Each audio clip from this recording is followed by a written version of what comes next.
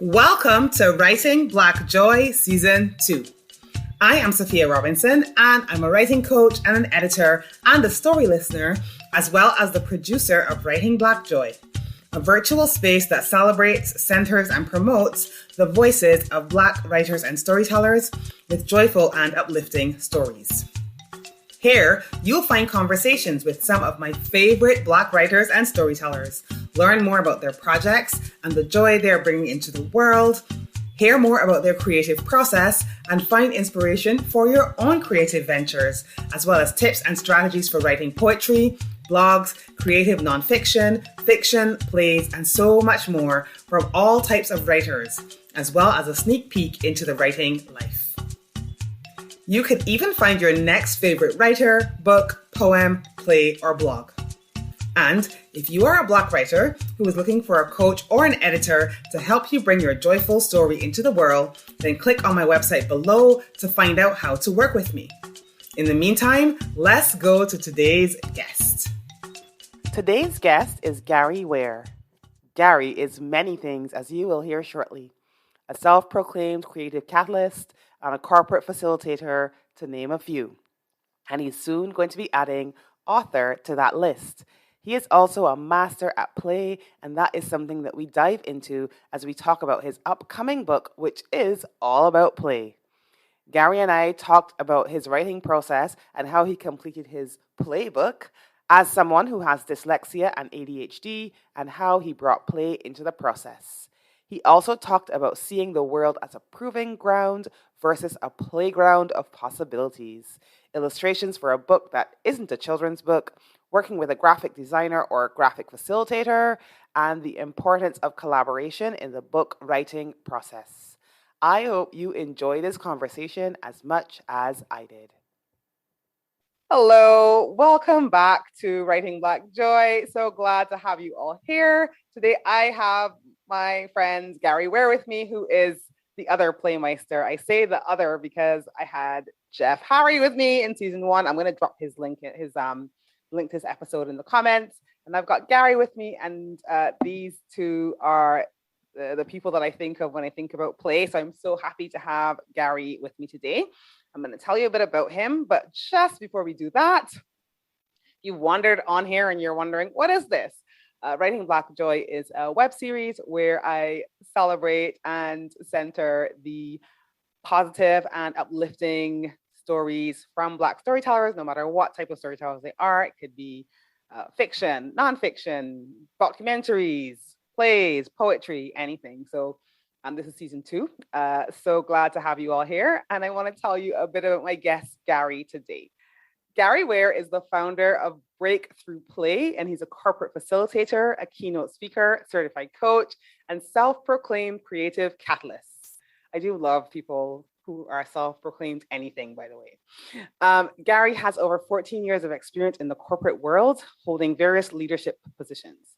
Being a multifaceted individual, Gary also comes with nearly a decade of experience as a performer in improv theater. After experiencing burnout in his pursuit for success and happiness, he realized what was missing was play. Committing to a life of play is what led Gary to discover his passion for facilitating. Gary uses the power of applied improvisation and other playful methods to assist people in unlocking creativity, confidence, and better communication. He was recently featured as one of the top 100 HR influencers of 2021 by Engagedly HR software platform. When Gary isn't leading workshops or speaking, you can find him learning magic or off on an adventure with his wife, Courtney, and son, Garrett. And I've seen some of this magic. It's pretty awesome. So I would say if you have we're going to obviously get into any social media platforms you have later, but I'd follow Gary if I were you, because you get to see magic and that doesn't happen every day. So thanks for joining me, Gary. So happy to have you.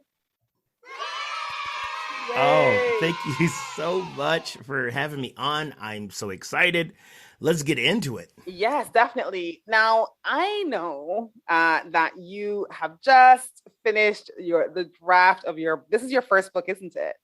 First book, which I'm so excited to dig into a little bit. And so I would love to start with you telling me a little bit about that in terms of what inspired you to create it.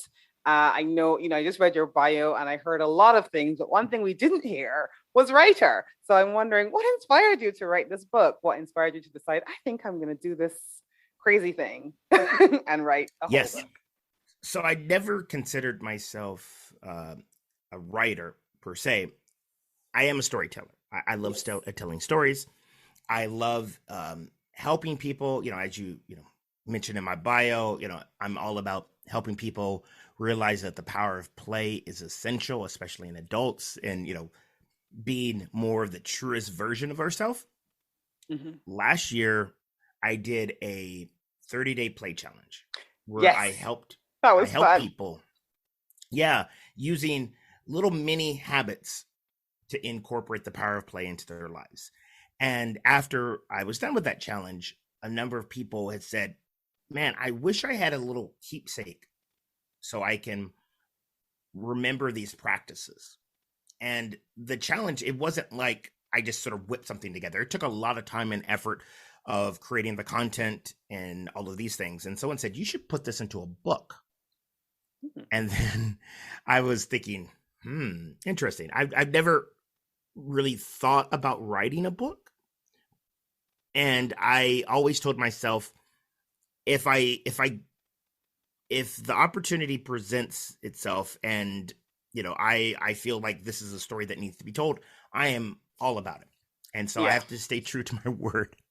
And so I said, all right, I'm going to create a book. I'm going to write a book. I'm going to use this challenge as a premise for this book.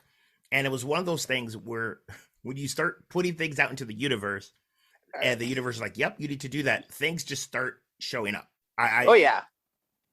Whether you like it or not, it's like now you're on this quest and you have to complete it. You can't sort of back out now. And so that was the catalyst for me writing this book.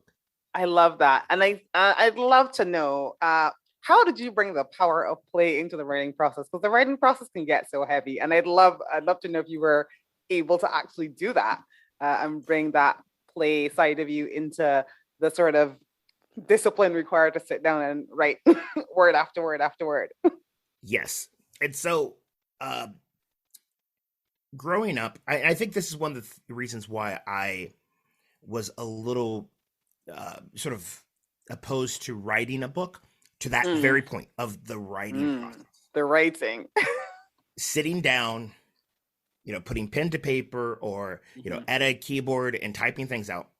Growing up as a kid, that was the thing that I dreaded the most out of anything, writing papers.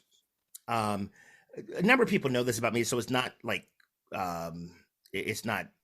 not news, but I am dyslexic and I also have ADHD, which those two combinations make things kind of challenging. And so imagine.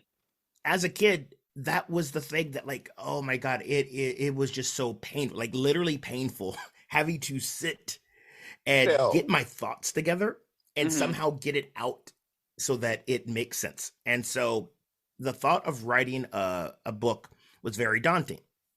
However, when I read Elizabeth Gilbert's book, Big Magic, yes. She was talking about Brene Brown had a similar thing about, like, she said it was very painful to write all these books. And I really enjoyed Brene Brown's books. And she said Brene Brown did something that was a bit unconventional, and then it was like right up my alley. And that was my process, which was this. After outlining the book, I got together with the person that ended up being my editor, and we had meetings every week. Yeah. And she would interview me and I would tell her stories. So essentially like how we're doing now. Yeah. And then we would transcribe those, and that became the basis of the book. So it was a party every week. Every week. Yeah, I love that. And I mean, this is something that I've had conversations with people about, because I think a lot of people, and also I have clients who have different difficulties with the sitting down and writing part, right? And so what I find, we discussed lots of different options. One was like, you could read it out loud and transcribe it, Google sort of like speech to text type of thing. You can, there are different ways of doing it. I love the way that you did it, because then you actually had that sort of interaction, and you're telling someone a story. And to me, I find telling someone a story is totally different to like telling it to your phone. And so you kind of get that fun aspect out of it as well. And so, yeah, I love that you kind of just found a way to make it work, because I feel like if you feel called, I always tell people, if you feel called to write a book for some reason, like, you're going to do it. You have to find a way to do it that works for you. And so I'm really glad you were able to find that way to do it. And so then the editor, I'm assuming, will just edit it to kind of bring it all together and kind of pull together so that anybody who's reading it will take away what you want them to take away from it. So I think that's perfect. And how long did it take? So it was the process have been so it said it's like birthing a baby, and again, as a male, I cannot say that I know anything about that process. I just know that it's a journey, and it has been 9 months. We started in April of 2021, and we're coming along, December, as of this recording, December of 2021, and we are on the home stretch. But it was something that, again, play, in the spirit of play, is how can you bring some aspect of joy into the work? And I always remember what my mom always said. She is an amazing cook. One of my favorite recipes from my mom is her mac and cheese. And now, don't come at, if you're listening to this and you're a fan of mac and cheese, don't come at me, because I know people, like, mac and cheese fans are very particular. Very personal thing, okay? And Yes. and everybody has their own. Yeah, I get you. My mom's is like my favorite, and maybe because I've grown up eating it. But the thing that she said that I take with me, that I put into everything, is that I always ask, I'm like, Mom, why is it so good? She's like, I put love into it. And I honestly believe, because she is doing it for people that she loves, and she loves making it, that goes into the dish and you can taste it. And I feel like that goes into anything. And so I wanted to put love into this book.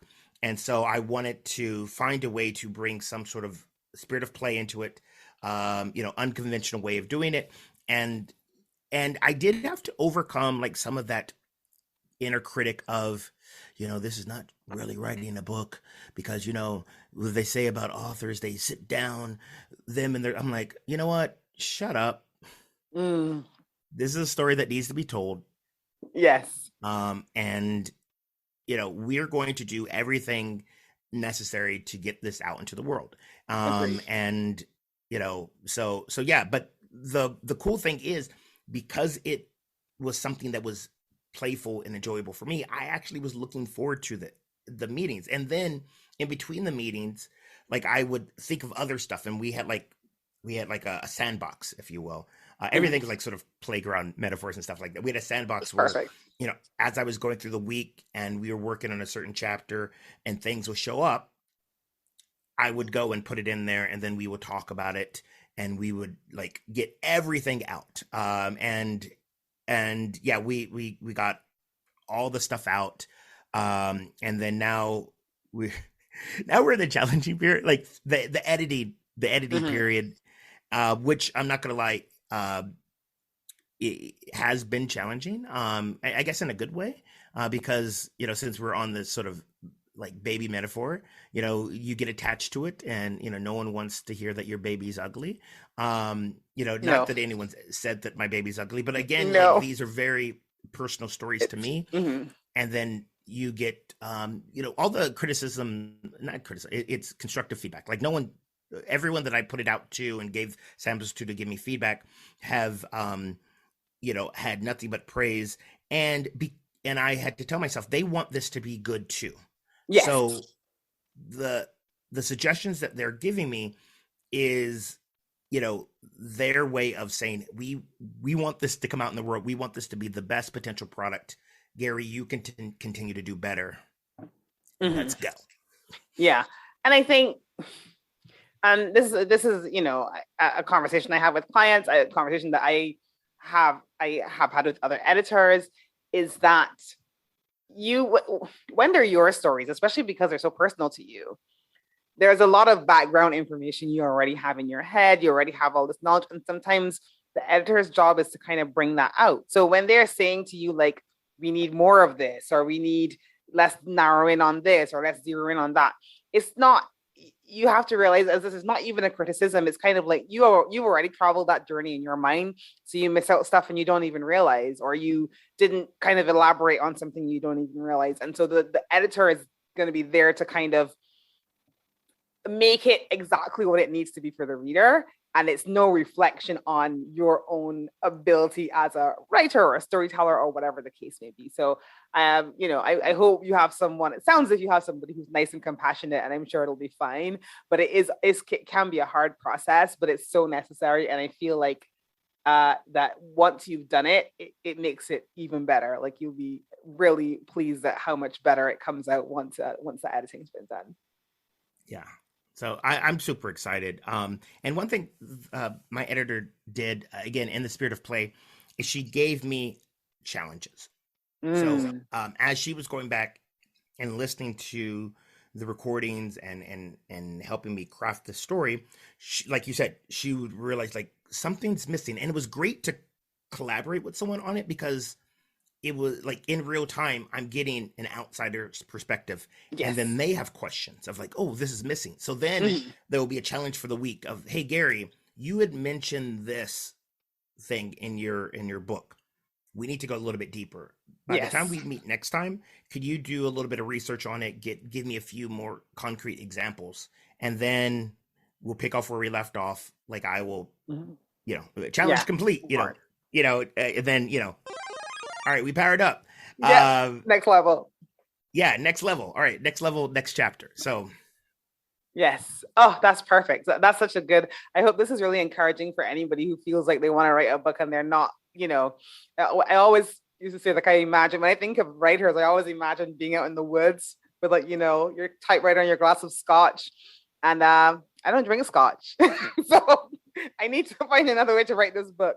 But I am glad that you found a way that kind of really worked for you. And I think it's just a really valuable reminder. I always tell people, like, back to the metaphor of being in the cottage by yourself with a scotch. Like, I think people think of writing as a solitary process, but you can't write a book alone. You can if you want to, but I don't recommend it at all. I think writing a book requires community. The more you can kind of bring that in, because even if you write the book alone, you still need a community to read it, right? It's a really sociable process. If you can kind of tap into that, it can actually be a really fun process as well. So I'm glad to hear that you were able to bring your sort of love for play into it. I would have been very surprised if you hadn't, knowing you, but I'm glad you found a way to do it and actually finish a book and kind of, achieve that thing that you might have been dreading for a long time. So congratulations. I can't wait. This is going live, as I said to you, February, March 2022. And I know your launch date is going to be around then as well. So we're going to give people the opportunity to kind of touch base with you so that they can get hold of this book when it comes out. So just out of curiosity, because this is Writing Black Joy, and I'm just wondering, why is it important to you that joyful stories are told by Black storytellers, about Black characters, if it's fiction, nonfiction? Like, why is that important to you? The big thing for me is representation. And growing up and not having it, and that was like the status quo, I didn't think anything of it. And, yes, every now and then you'll get like, these Black stories, and it's, all right, that's great. But the thing that really touches my heart is that next generation. My niece, who is 15, who, sees people that look like her and inspires her. and then the impact that it has on her, it makes me like realize like, yeah, we need more of this. Like I feel like the older generation, because again, we didn't necessarily have it. We didn't know what it was like to have that sort of thing. But then Yeah. when you start to really get a taste and realize that it is influential, I think, again, going back and thinking about the people that looked like me, that inspired me, growing up, um, you know, Coach Hunt in middle school, Mr. Love in high school, Miss A in middle school, um, you know, they reminded me of people in my family, Yeah. and it was an example that, hey, I can do these things. And I love how you prefaced it with celebrating Black joy, Yeah. because we can easily like go down that down that dark path, and then we're perpetuating stereotypes. Yeah. And so yeah, I think it's so important, especially for this newer generation and the sort of greater world at large, Yes. to see that Black people of color, like, hey, guess what, we're not a one-trick pony. No, definitely not. We're not. I probably mentioned this a million times during this season, but there, the TED Talk I really like is by Chimamanda Ngozi Adichie. She talks about the danger of a single story, and you're right. Like, you're not a one-trick pony. You don't just have one story. You've got plenty, and let's tell more of the joyful ones as well. Um, I know you would have brought a quote. I'd love to hear this quote that's meaningful to you and why you love it so much. Yes, and this has been uh, paramount for me in writing this book. Mhm. I kept referencing it, and it's by Shonda Rhimes, Mm. and it's, when I say no to the things that don't feed my soul, I create more space for the things that do. Mm. I have to say, one of my favorite reads last year was her book, The Year of Yes. I really enjoyed that book so much. And I feel like she mentioned it in there as well. So Yeah, yeah, I she love that mentions it in quote. that book and Hmm. her TED talk, and it may seem counterintuitive, year of yes. However, if you read the book, if you see the TED Hmm. talk, you Yes. understand that she wants to say yes to the things that are going to lift her up. Yes. And far too often we're saying yes to all those obligations, to Yeah. those things that we think we have to do, and then no wonder we feel drained, no wonder we are not rejuvenated, our spirits are not lifted, Mm. and it can be challenging, like especially as a multi-potentialite, as like myself, and someone that likes to do all the things. Me too. uh I and I had to realize, I said, am I really enjoying these things, or am I just, it's just like a pattern or something like that. So it does take some conscious effort to say no to things, and to realize what things like feed your soul, and being okay with those things changing over time. Hmm. Yeah. And having read the book, I can say one of the, I believe it was a whole chapter she had was actually about saying no, because the reality of it is, you, like, the two things go hand in hand. You can't, if you say yes to everything, as you said, you will be drained, and you may not actually enjoy the things that might otherwise be enjoyable because you're so busy thinking about the next thing or rushing off to do the next thing. Part of being able to say yes to those things that you enjoy is knowing when to say no, and kind of making that space for the other things. That is I love, like I love that book. I'm gonna put a link to the book in the comments because I really like it. And anybody who hasn't read it, you must read it. It's an excellent book. So we're gonna talk a bit more about your book. Do you want to share the name? You don't have to if you don't want to, but Well, the title is in flux right now. okay. But I will let you know this, for you listeners, the whole point about the book is about the spirit of play, Mm-hmm. and how when you activate the spirit of play, it helps you be the most truest version of yourself. It helps you, unlock creativity, joy, and just reconnect to those around you. So that's what it's about. Yeah. I had one title, and after like sort of going through everything in the book and getting some feedback, I am potentially leaning towards another one. So I don't want to confuse people. Don't, it's fine. The thing I like about that, I always tell people, like, my book was with my editor and it had no title. And so she sent it back to me with a working title. And I was like, when I first thought of, like, I always tell the story, years ago, I thought I was going to do a TED Talk. No, I'm terrified of public speaking. So why I thought I was going to do a TED Talk is absolutely beyond me. But I thought I was going to do this TED Talk. I knew what the name of the TED Talk was going to be. I started writing this talk. I wrote about 2 paragraphs. And I was like, I'm done now. And a few years later, that was the idea that became the book. But I was like, nobody's going to understand what this name doesn't mean anything to anybody but me. So I didn't even put the name on it. I literally sent it. I wrote the whole book, sent it to my editor, no name. And when she came up with a working title, it was the same thing that I had come up with. So I was like, that was a confirmation to me. But it also was a reminder to me, like, you don't have to have everything in place to start, right? You think to yourself, like, I've got to have the name, and I've got to have the cover, and I've got to know all these things before I start writing the book. No, you can start writing the book. You can finish writing the book. There's no name.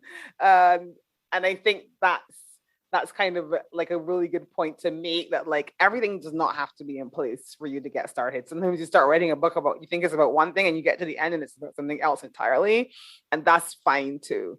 So no worries if you don't have the name. I'm sure that by the time this goes live, you're like days away from publishing, you will have the name, yes. And we'll have everything down in the comments. So I'm not worried about that at all. I know you said you had to do a little bit of research for the book as well, in terms of examples and stuff like that. How did you do that? Was it more research from your own life and experience, obviously as a coach and a facilitator? Is there a lot of research out there on play? I don't actually know, because obviously that's not my field, but I'm curious how you did your research for the book. Yes. A great portion of the book is my own anecdotal stories of going, and I talk about this in the book, going from seeing the world as a playground of possibilities as a child, and starting work and seeing the world as a playground of possibilities, to seeing the world as a proving ground. Yeah. And feeling like I had to prove myself that I was worthy. And so that is the theme that keeps coming up. And so I share a lot of these stories. And then I have a lot of examples from people that I've coached, people that I work with. And you believe it or not, there is a lot of insights on and actual neuroscience and studies on the power of play as it pertains to us learning things better, as it pertains to us connecting. And so I reference those as well. And in sort of rounding out, the various chapters, I got to discover even more research, which has helped my work tremendously. And I was writing this during the global pandemic. Yeah. So there was research that was coming out in real time on what happens when we are sitting in front of a computer for hours at a time and not giving us space to play, and how it affects our nervous system. So I include those as well. I tell people this is a quote unquote playbook on how you can shift your perspective. So it's not meant to be a textbook. It's more meant to be a guide. And so one of the awesome pieces of feedback I've gotten thus far, and I think is a testament to how I wrote the book, is someone said that they can hear me reading it to them. It's very conversational. Yeah. And I'm like, all right, I love it. All right, great. Thank you. Yeah.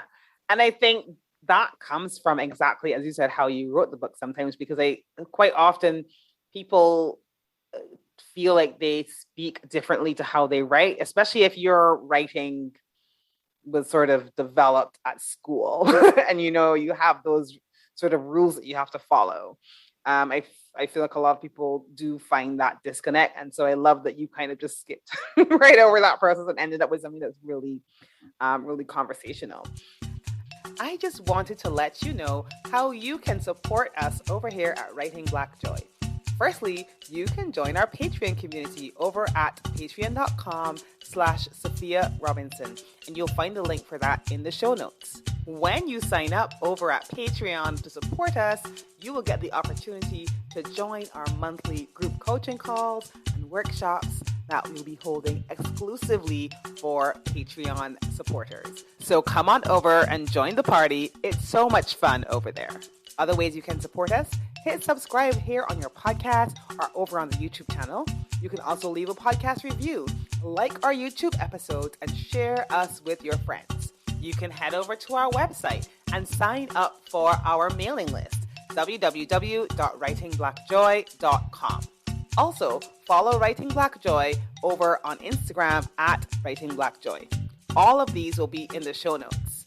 Thanks so much for listening and for supporting our show. Did you have any obstacles, any other obstacles? We talked a little bit about your sort of even your process. What other obstacles have you been facing, either with writing it or now? Because I always feel like I know you said you're self-publishing, and I always feel like my book coach for my first book, she describes it as like having the stove on and all the burners going, because you have all these different things that you're trying to bring together. So how are you finding the self-publishing process? What obstacles are you facing? I'd love to know a bit more about that. Yeah. So there's two, the internal and the external. I'll start with the internal first, because that's something that I feel no matter what you're creating, you go through this. It's the excitement phase, and then all of a sudden you get to the critical phase. And it's just like how it's in my book. Like, it is play at first. I see the world as a playground. I'm super excited. I'm getting into this. And then there's a moment where it switches. And then you start seeing the world as a proving ground. Like, oh, is this book good enough? Did I include all the right things? Are people going to buy this? And there was a point in the book process for me where it went from play to work. And then and a lot of times this happens like a gradual thing, and you don't realize it until you look back and you're like, wow, this is not fun anymore. And there was one moment where I was not looking forward to our weekly meetings because I was at I was a little stumped on a chapter, and I was having some challenges, like sort of articulating what my point was. And then it became work. Again, I am so glad that I had someone that I was collaborating with on this, because when we sat down, me and Christy, one, she's just as playful as I am. She was able to snap me out of that funk really quickly, and then it became play again. And I was like, I got to be vulnerable and honest of like, I'm a little stumped here. And then so again, we worked it out. I can only imagine if you are isolated, you don't have community, what you are going through when you have that transition from seeing this as a playground of possibilities to a proving ground. Like, I can't fathom that. And so that was the internal challenge that I had to overcome. And again, it's not like, oh, yay, I saw it as a playground again and then we're better. No, like it's like, so we get into editing, and then I'm getting feedback, and then it's like, oh no. And then again, I have to remind myself, and even someone like myself who have been using play as a modality for like a decade, I still have to, it's a practice. So I'm glad that I have these tools at my disposal. So that was the first thing. That was the internal challenges that, again, it's an ongoing process. And I love your analogy for self-publishing. So the other external challenges, I didn't know what I didn't know. Yep. I knew I wanted to go the self-publishing route. And when I was working with my editor, she has worked on a number of books. And so she did a very good job of just keeping me focused on task one, which was right. It says, let's not even think about the other stuff until it's time. I want you to focus on getting the first draft done. I remember the day when she said, "Okay, Gary, it's time to start thinking about the other stuff." You know, And you're then like, she told no. me all the things that like we still had to do. Listen.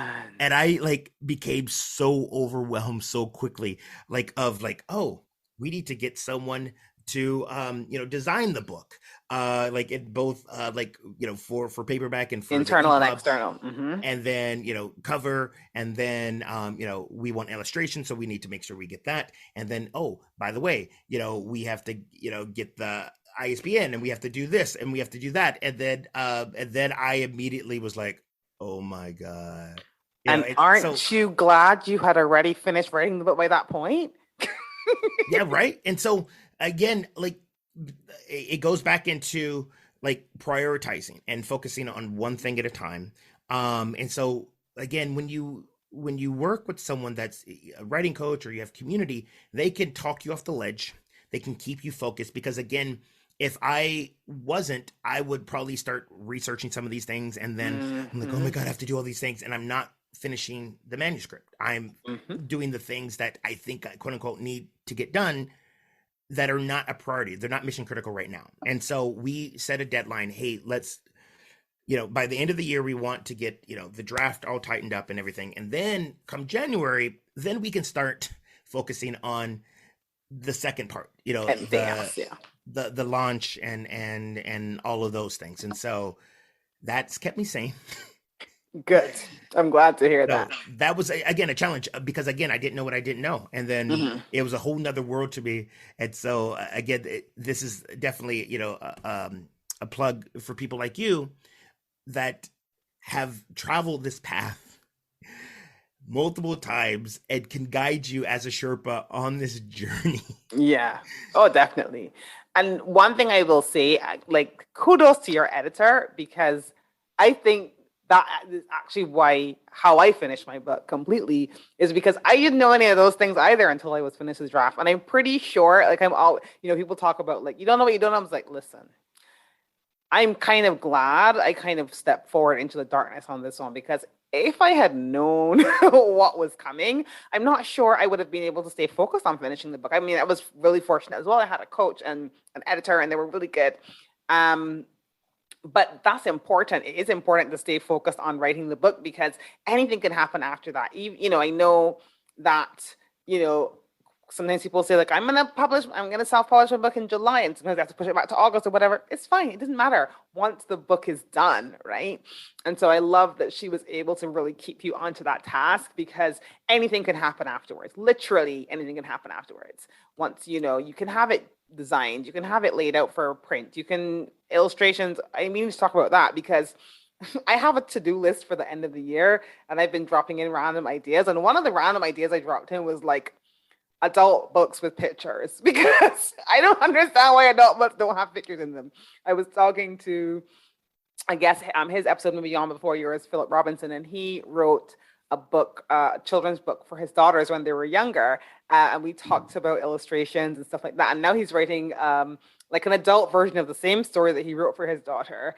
And he was like, well, there are no pictures in it. And I'm like, but why? Because it just occurred to me, like, we need more books with pictures in them. So, and I'm not even surprised that yours is going to have illustrations. So we're going to talk about that in a minute. But I just want to just say really kudos to your editor. She's, obviously done a fantastic job. And a plug for not doing it alone.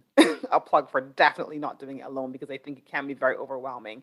And it's, you're far more likely to finish it with someone, even with a group with some sort of accountability, than kind of getting overwhelmed and kind of not being able to handle the different skill set that you don't have. Because I think as a writer, even you're not a writer, but as a storyteller, that's the easy part. That's the easy part. The next part is the part that you need to learn. And so that can feel a bit like work as well. So before I ask you the next question, I want to talk about these illustrations, because I need to know, is it like, I know you said it was a playbook. Is it kind of like a workbook type of thing with illustrations, or is it just that you thought it would be nice to have pictures? I'm curious. I thought it would, again, we're talking about play.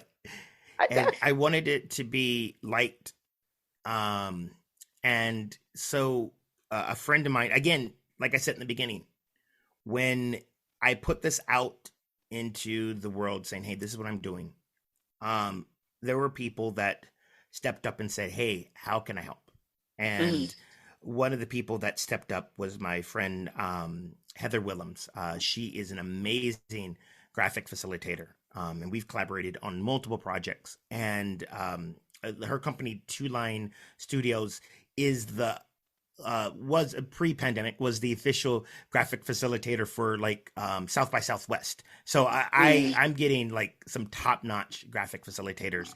Well, a good friend of mine, and so she said, "Hey, yeah, I would love to collaborate with you on that." And so next phase is I already know a few of the concepts that would be great to be illustrated, and we're going to sit together and sort of brainstorm those, and she's going to make some illustrations and some graphics again, so it's consistent across the board. Yes, I could have gone and got stock images and whatnot, but again, it's a book on play. It's a playbook. It's a guide. It's very light and playful. So why not get someone to illustrate that? And I love that. And I'm also curious because this is one of the issues I had with just the cover of my book. There's no pictures in mine not exciting, although I do have balloons at the beginning of every chapter, which made me so happy when the lady who laid it out did that.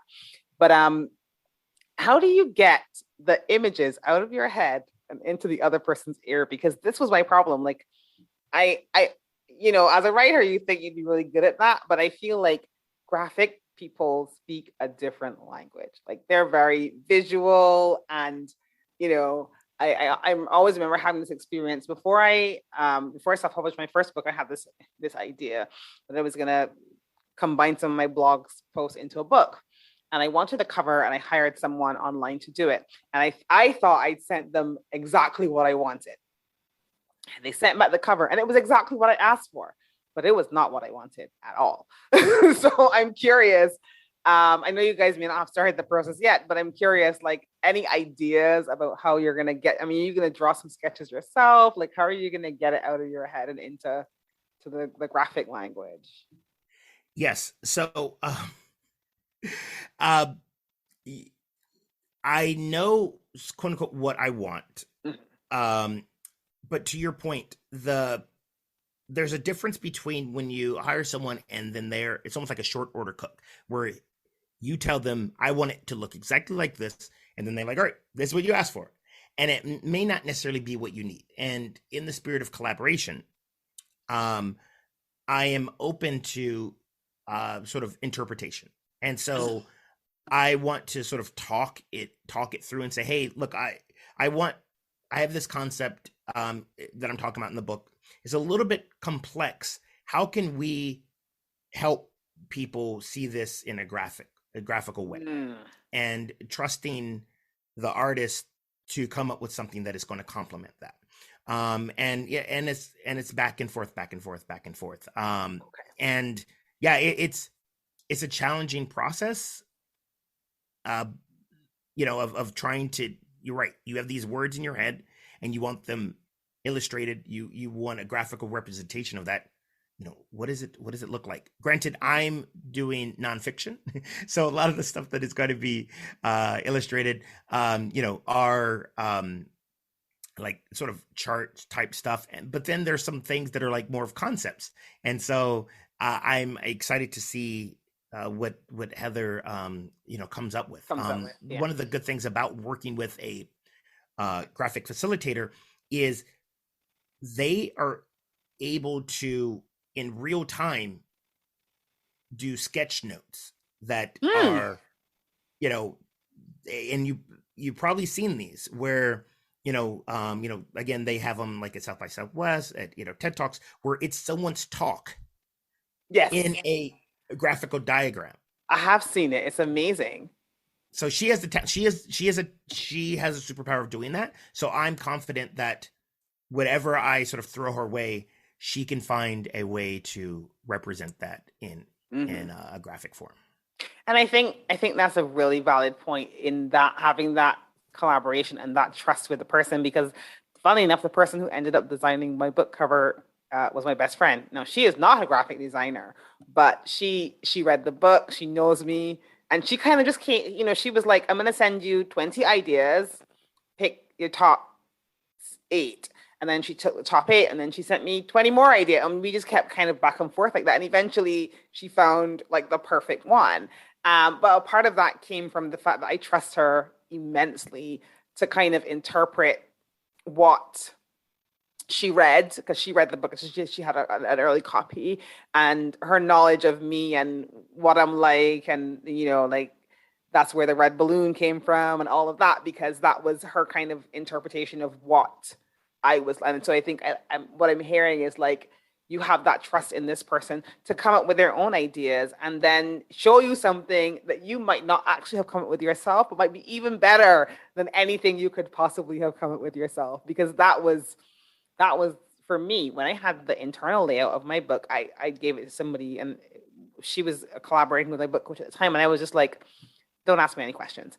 And what she came up with was actually 1,000 times better than if I had told her what I wanted. And I love that. That's such a good point, that like, you have to sometimes be able to trust that person to come up with something that may be even better than what you might come up with yourself. Give up control. Give up that which control. can be challenging. Again, because this is, we use these terms and it makes us so attached to it. This is your baby and stuff like that. And it may be challenging because, again, this is very vulnerable. And you again, that is coming from the lens of seeing the world as a proving ground. It's a very like sort of scarcity based mindset. Whereas if you see the world as a playground, you see everyone as a playmate. You see everyone willing to collaborate. And then the end result is going to be better than, had you just said, do exactly as I say. And, and, yada, yada, yada. Because like you said, people are going to interpret it differently. And that's good. Yeah, I love that. That is good. It is. I think it's that sort of acceptance, and you said, and kind of letting go of the control and realizing that somebody out there may have an idea that you may not have thought about, but it's like, yeah, I love this. This is perfect. This is exactly saying, it's telling the story exactly the way I would love it to do. So that is perfect. What has your proudest moment been so far in the process? I know you're not quite finished yet, but what has it been so far? The first thing that comes to mind is the consistency. I was pleasantly surprised at how I was able to, again, go through this process. It's a journey. Now, it was designed that way. So, looking back, I set all these on my calendar. I showed up. But again, just so proud that I was able to show up the way that I did, even when it was challenging. And I was like, oh, I got another meeting. So that made me very proud. And then the other moment was, it was a very touching moment where I gave a few people some chapters to look over. And I did it based on what I thought they, because I wanted to, get some honest feedback. And some people said, oh yeah, Gary, I'd love to, read a few things. And I said, all right, I'm going to give you this chapter. I think it might resonate with you. And I had someone reply back and said, wow, Gary, that chapter is exactly what I needed to hear in this moment. Nice. How the hell did you do that? And I was like, again, you talked about, I have no idea. I love magic. That was a magical moment that I did not orchestrate. And it's just a sample, that I'll give the people listening, just a little tease. Yes, the book is about play, and the book is about, stepping into, the playground. But it's also about being honest. And I have a chapter about, I have these, I call them play virtues. And, these are, different practices, that can help you, sort of reclaim, your playful instinct. And one of them is, I talk about how it's okay to be a mess. You just can't stay there. Mm-hmm. And to, just sit with whatever's showing up. And again, using the spirit of play, it's okay. It's okay to, one day show up and say, you know what, I'm not the best that I'm not at my best today, and that is okay. I'm going to allow myself to not do that. Tomorrow's a different day. However, if you see the world as a proving ground, you don't allow yourself to have those moments because you think you need to present a certain way all the All time, the every time. day, always. And Mhm. so again, having my friend come back and tell me that was one, and I knew she was being honest. It wasn't like one of those things like when you send your mom something and your mom's like, They're "Oh my like, god, this that's is so great. sweet." Oh my God. This was like very honest, like very caring feedback, and, Yeah, and I felt I that. love that. So yeah. Yeah, that's so amazing. It's going to be such a good book. I can't wait for it. Tell me, what advice would you give somebody who is going on this journey? And it could be a fellow storyteller who doesn't see themselves as a writer, or it could be, a creative. What sort of advice would you give someone who, is a fellow creator who's on this journey?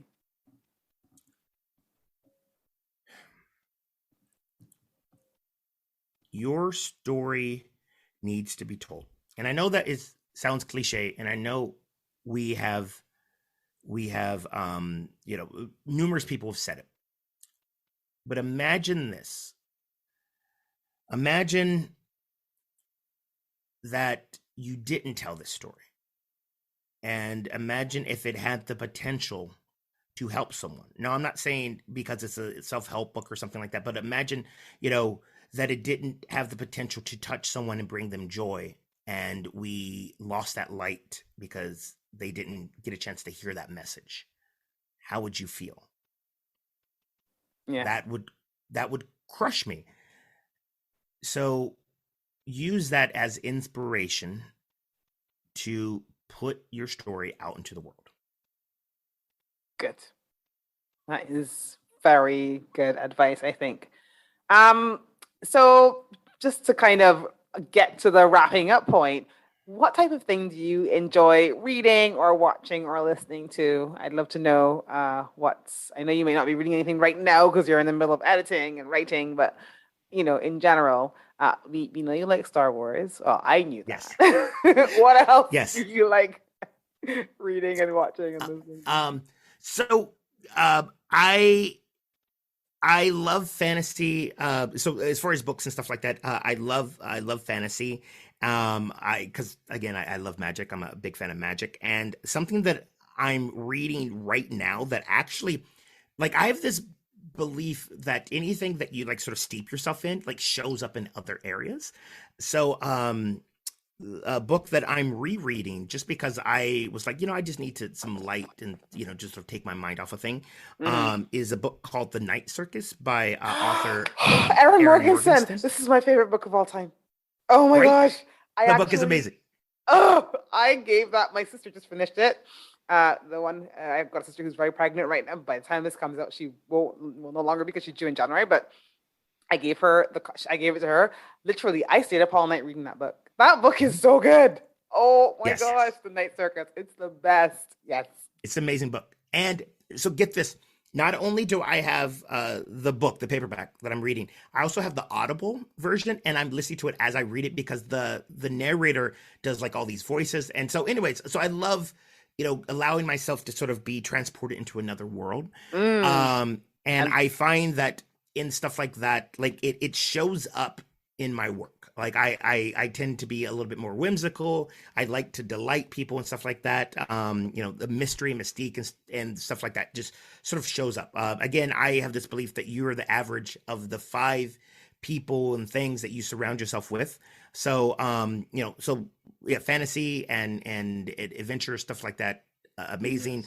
yes. Yeah, I love Star Wars, and I like sort of action stuff like Marvel. I like to Me steep myself in too. that. Um, Again, I love magic. I'm a big fan of it. I'm an amateur magician, and since this is celebrating, Black voices, one of like my favorite right now magicians. Um, his name, oh my gosh, his name is Eric Jones. He was Okay. on uh America's Got Talent. He was on Penn and Teller Full if you're into like sort of magic and stuff like that. He is an amazing Black magician. I keep getting those words mixed up. Magician based out of Philadelphia here in the U.S. and such an humble person. So I love following all of his work, and it again gives me a moment to like suspend disbelief and just be transported. Okay, I'll see if I can put a link to any of that in the show notes. That'll be awesome. But yeah, I love The Night Circus. I'm glad you're rereading it. It's one of my favorite books of all time. Perfect. So where can the audience find you, and also maybe jump on the waiting list for your book if you've got one? By the time this comes out, you I'm assuming you will have something that I can link in the comments. But is there anywhere else you would like people to follow you in the meantime? Is there an Instagram? Is there, I know where we connect is actually off of traditional social media. We're on the Mighty Networks. But is there anywhere else people can find you? Yeah. I'm on, so my website, breakthroughplay.com. There'll be a link in the show notes where you can get on the waiting list for the book. But I'm also on, I spend a lot of time on Instagram, at Gary Ware, my full name. And if you are in the quote unquote business world, I'm also on LinkedIn. I'm playful everywhere. So, I try to be all Gary all the time, no matter what platform I'm on. So those are the main places where I like to hang out. So feel free to come and say hi. Absolutely. And hopefully get to see some of that magic. I saw a card trick the other day. I won't say anything else more about it, but it was fun. I loved it. It was really, really good. So I would say follow Gary. You will have a lot of fun doing that. Thank you so much for joining me. I'm looking forward to reading this book. I can't wait. And thanks for joining me. Good luck with the rest of the process, and congratulations. It's gonna be good. It's gonna be a good book to have brought out into the world. So Thanks for being my guest, and everyone, happy reading. Thank you for joining us today. You can find out more about our guests in the notes below, and don't forget to hit subscribe to our channel so that you don't miss new episodes when they drop. And if this has inspired you to get your own writing project into the world, click on my website below and learn how you can work with me as a writing coach or an editor. Until next time, I send you big love from a small island.